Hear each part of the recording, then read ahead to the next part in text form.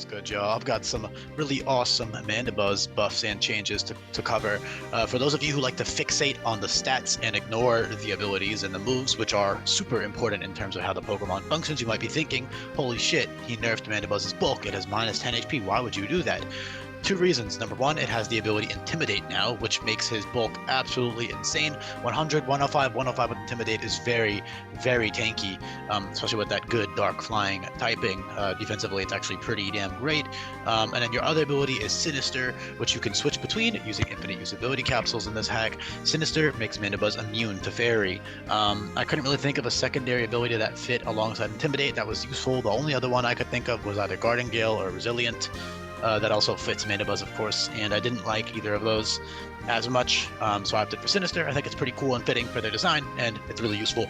Although, honestly, even if there is a Fairy type up ahead, you're still probably gonna want Intimidate a lot of the time, just because of the nature of how that works.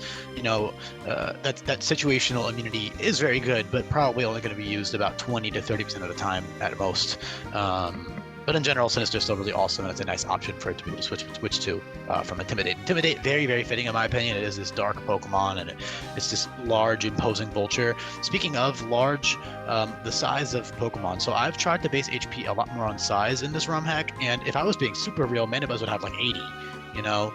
But, you know, I gotta be a little bit more soulful, and I wasn't gonna completely neuter the HP, so I opted to make it base 100. Not to mention, if I didn't do the HP, I wouldn't want to put any more in defenses, just because I don't, like, logically speaking, I don't see over 110 defense for Mandibuzz at most. So 100 is still pretty fair, and it makes Vullaby and Mandibuzz have the same HP as Rufflet and Braviary, so I thought that was pretty cool. They also both share the ability Intimidate, which is by design. I think it's kind of cool that they have that little duality, and I think the more Intimidate Pokemon, the better, because there is a lot of crazy, ridiculous power in this hack, not to mention all of the crit moves, which are very common, stuff like First Impression, all of the 100% crit moves, and then the 50% crit moves will all crit straight through your Intimidate drops, so it's not as overpowered as you might think it would be. However, Intimidate plus Parting Shot is still incredible. You do have Roost, which is reteachable, Toxic via level up, and that's all really good defensive stuff that you can use to stall the opponent out. You have a bunch of other nice utility moves as well, like Knock Off and Taunt and Toxic Spikes, which I gave because, number one, they have these little bones on their body that are pretty spiky, and number two, they already learned Toxic by level up in Gen 8, so I thought Toxic Spikes was pretty cool and fitting, and it's just, you know, useful sometimes to have that as a TM, especially if you have a Merciless Pokemon on your side, or a Hex Pokemon, or something like that, or Venoshock, anything like that at all, or just if you need to get a Toxic off on one of their Pokemon. In general, though, he actually has a good attack stat, base 90, nothing too crazy, but I do think a base 90 attack stat does fit Mandibuzz's design, as they are this, like, vulture with, you know, the sharp beak and the spikes and all that stuff. Like, they're a big bird. It would still be able to pack a decent punch, but it's not an offensive Pokemon in that sense. However, it can do some offensive stuff. It has good stab moves, you know, Brave Bird, Dive Bomb, Acrobatics, Dual Wing Beat for Flying Stab, also Aerial Ace, which is priority, as well as Hell Thrust and Knock Off and Payback and Power Trip and stuff, which are all pretty good physical dark moves. But yeah, in general, it's so tanky with Intimidate, despite losing that 10 HP, and then it also got Spidef anyways to make their defenses equal, so especially it's not really even, because obviously Intimidate only affects the physical defense, so I opted to put it in special defense. Initially I had it in speed, but it's fine, this is better. There's not really too much to talk about. Whirlwind is a really good option on it.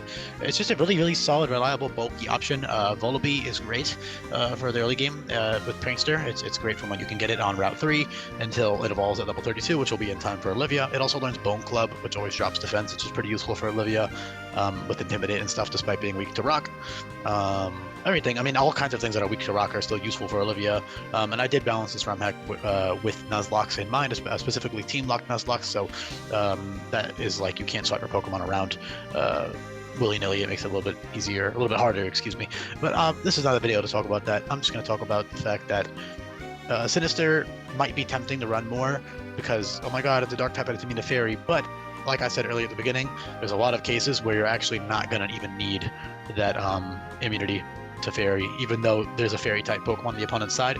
You have 5 other Pokemon, and you also have good enough bulk to tank 1 Fairy hit if you need Intimidate for the other Pokemon on that opponent's team, for example. So Sinister is a bit situational, but it's still a great ability. Yeah, it's got solid coverage, Iron Defense, Roost to be pretty cool. Foul Play is a nice option, obviously with like bulky sets. in general, it's just a really solid mon.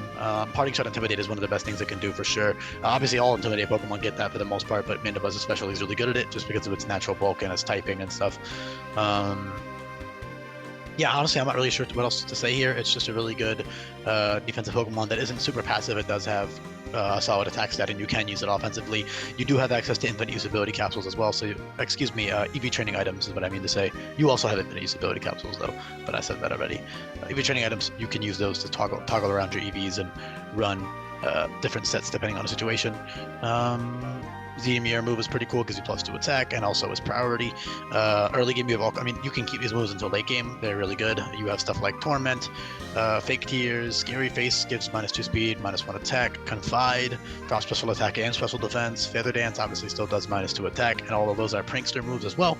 A Violet Volibee is a little bit of a meme. I wouldn't use it, but you could if you really wanted to. It's not intended though, hence why it doesn't evolve with the gem.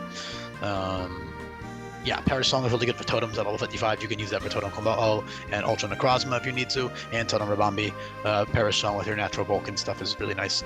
And in general, all you need to do is just protect and then swap around a bunch, and then the totem will eventually die. So that's a really good option for totems. Yeah, I'll leave the video off there. Hopefully you found this entertaining and interesting and all that fun stuff. Yeah, pretty simple buffs here, but yeah, thanks for listening, everybody. Peace.